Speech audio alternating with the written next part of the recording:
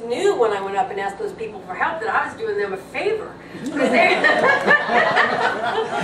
were going to feel so good about themselves for helping us that it was good for them. And that's the truth. And that's the truth. And every now and again somebody doesn't want to help, but you know, they'll die. No, I'm kidding. How do you take a positive approach as far as financial burdens that is the giant elephant in the room, isn't it? What about finances? How do you take a positive approach when your retirement is, you know, gone?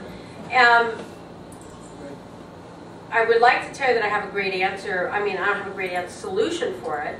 I can tell you the research, again, is about forming a web of connectedness about you and making a contribution. So trying to find a way that you can contribute in a way that's meaningful, or that we can contribute in a way that's meaningful. But the reality is we live in a capitalistic society, and it is a competitive model.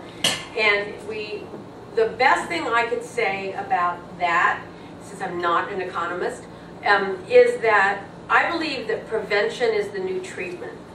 There's not enough money in this country to take care of all of us when we get stressed and burned out. There's just not enough money.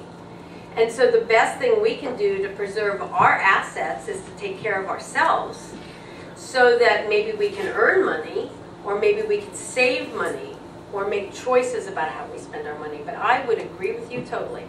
In fact, I'm organizing a big caregiving conference. If anybody's around Princeton, on January 15th, right over here at the YWCA, I've brought together Trinity Counseling Center and the Senior Resource Center and the Y and my company, and I've gotten a whole bunch of psychologists to donate their time. And in addition to that, I've gotten some lawyers and accountants to donate their time to talk about what resources are available to caregivers in terms of looking for a way to have a somewhat stable financial future. It's a tough, I agree with you, but again, there are ways to be happy. We just have to find out how to do that and get a group together, get a team. Well, I was just going to suggest to the gentleman is find a good financial planner. Yeah, that's what my husband yeah. and I did. Yeah. And we found an excellent one, and he helped us decide what we had to do. Yeah. Hooked us up with a lawyer. Yeah. You know, they got everything in the, you know, the living will, you know, yeah. the trust and all that kind of stuff. I'm sorry that I didn't say that to you, but I'll tell you why I didn't say it. In the state of New Jersey, it's easier to get licensed as a hairdresser than as a financial planner. Oh, okay. No, I got that backwards. It's easier to get licensed as a financial planner than as a hairdresser. So the operative word was find a really good one. And you have to find someone that doesn't have a vested interest. And I would go to 2 or 3 people that I'm not even going to work with to find out what they have to say. Actually, I did that. When my husband became disabled, this is what I did. I went to a financial planner, and then I decided to go around to some of the people in Princeton. This was 20 years ago, you know, about like, I didn't know the difference between a stock and a bond. I truly didn't know the difference because I had always worked and I didn't buy stocks and bonds.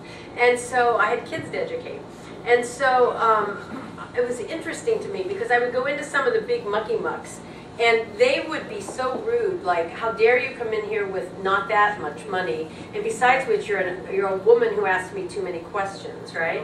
And so I would say to you that, oh, you know, I remember the one guy saying, well, women are just more conservative in their investing. Yeah, I got a husband to take care of who has no custodial care insurance because he had these problems before that was really on the radar screen 20 years ago. You didn't hear much about it. We didn't have it, even though supposedly there was a financial planner involved then. So yeah, I'm going to be fairly conservative here because I've got big responsibilities. Well, it turns out that guy that told me that women are more conservative turns out that women also lose less money.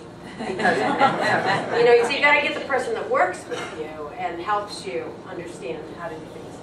I just wanted to say, if anybody has you know, that big question, MetLife, which I no longer work for, has a program that's because I was caring for my husband, I had to stop.